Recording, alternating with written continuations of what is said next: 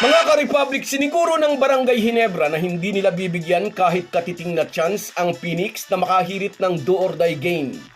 Maagang nagpakita ng kahandaan ang mga mag-aalak at agad na tinungga ang gasolina ng Fuel Masters upang dumiretso sa semifinals. Naghihintay na sa Gin Kings ang rain or shine na sa mas maagang laro ay itiniwarik ang SMB. Kahapon sa ating video sinabi natin nasa delikadong kalagayan ng San Miguel dahil sa husay na ipinapakita ng mga bataan ni Yeng Guiao. Ginulpi ng Elasto Painters ang magsiserbisa at itinaob naman ng Ginebra ang LPG Masters. Kaya silang dalawa ang magsasagupa sa semifinals. Nagbabagang banggaan ito sa pagitan ng mga uhaw na mga bataan ni Yeng Guiao kontra sa Never Say Die squad ni Coach Tim Cone. Pag-uusapan po natin yan, pero bago ang lahat ay maglalambing po ako sa inyo na isubscribe ninyo itong ating channel at kung di masyadong makakaabala ay i-like at paki-share na rin ninyo. Malaking bagay po yan sa aming mga vlogger. Maraming salamat. Mga ka-Republic, total dominance. Ganito inilarawan ng mga basketball aficionados ang panalo ng Ginebra laban sa Phoenix. Isang emphatic 112-81 win ang iminarka ng mga mag-aalak nang maagang durugin ang kumpiyansa ng LPG Masters. Medyo nakakasabay pa ang Phoenix sa first quarter sa pangunguna ni Richie Rivero na nakakabilib na piniling maglaro kahit may injury pa sa kamay. Nakikipagpalitan sila ng basket sa maagang parte ng laban. Isang puntos lang ang lamang ng Ginebra sa pagtatapos ng unang 12 minuto, 30-29. Ngunit malaking defensive adjustment ang in-order ni Tim Cone sa second quarter. Hinigpitan ng bantay sa pintura at napilitan ng LPG Masters na tumira ng mga contested shots sa perimeter. Habang sa opensa, dinumina ito ng Ginebra dynamic backcourt partners na sina Arja Barrientos at Scottie Thompson. Pinangunahan ng dalawa ang 34-15 explosion. Nagbao ng dalawang magkasunod na 3-pointers si Stephen Holt. At nagsigawan ng mga fans ng maghang in the air si Justin Brownlee at makonvert ang isang elegant layup na may kasama pang foul. Bauna sa 20-point deficit ang Phoenix by halftime 64-44 at sa third quarter, total offensive meltdown ang sinapit ng mga bataan ni Charles Chu dahil sa perimeter suffocating defense ng Ginebra. Patuloy si Arja Barrientos sa pananalasa at umabot na sa 30 points ang lamang ng Ginebra. Sa kabila nito, saglit na nagpanik ang Ginebra crowd nang makitang umika-ika si Justin Brownlee. Nagpalabas ito pagkuway dumiretso na sa dugout kasama ang isang PT ng kupunan. Sa pagkawala ni Brownlee sa laro, kabado ang marami na baka masamantala ito ng Phoenix. Ngunit hindi nag-collapse ang Ginebra. Patuloy ang dominante nilang laro kahit wala sa floor si JB. Lumobo na sa 36 points ang lamang ng Gin Kings 90-54. Sa pagpasok ng final frame, practically out of reach na ang laban para sa Phoenix. Isa-isa nang ipinasok ng dalawang coach ang kanilang mga bench player. Para kay Tim Cone, gustong iparamdam sa Ginebra bench player ang playoff atmosphere. Para naman kay Charles Chu, paghahanda na ito para sa next conference.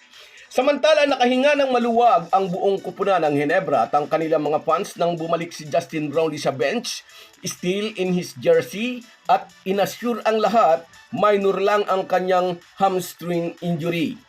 112-81 ang final score. Na-maintain ng Ginebra ang kanilang 30-point lead na mga third stringers ang tumapos ng laban.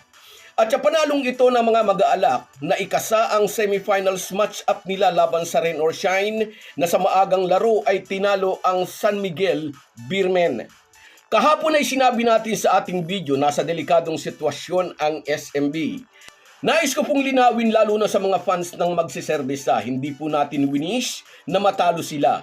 Pero maaga nating nakita ang mga datos na sa sagupaan nila ay may advantage ang mga bataan ni Coach Yeng Guiao.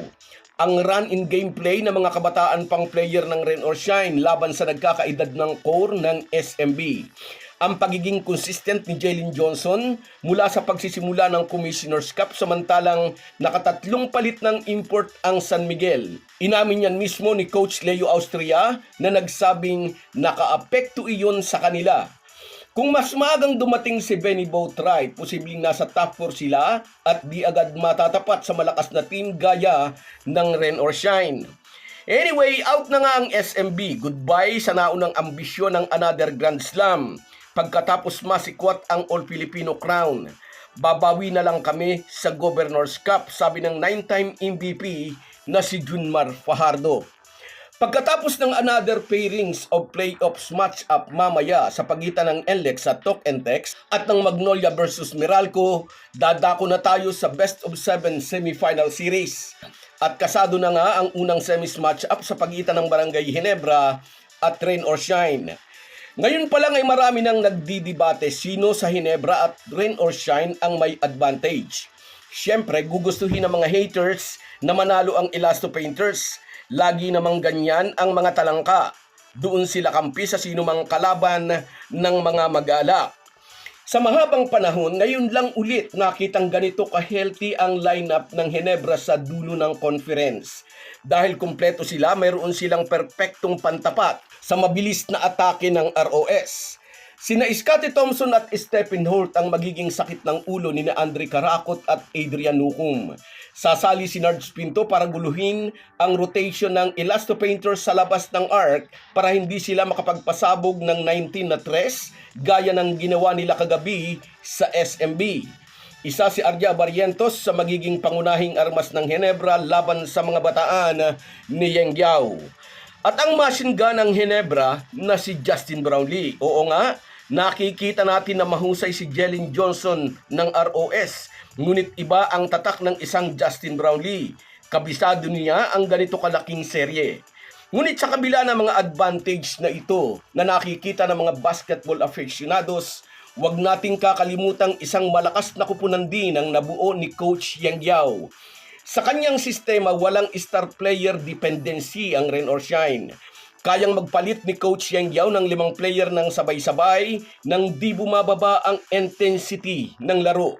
Kung mapapagod ni Caraccot, Chongson at Nukum ang veteran starters ng Ginebra sa pamamagitan ng mabilis na takbuhan, pwedeng masunog ang stamina ng Gin King sa mga huling krusyal na minuto ng laban. Pero kung inyong naaalala, tinambakan ng Ginebra ang Rain or Shine nang una silang magharap sa elimination. So guys, yan lang muna. Hanggang sa muli. Kahit gaano po tayo kabisi, ay huwag po nating kalimutan ang ating buhay espiritual. Lagi po tayong magpasalamat sa bawat araw na dagdag sa ating buhay. Malaki po ang maitutulong ng pananalangin araw-araw. Isang paalala po mula sa inyong Halo Halo Sports Republic.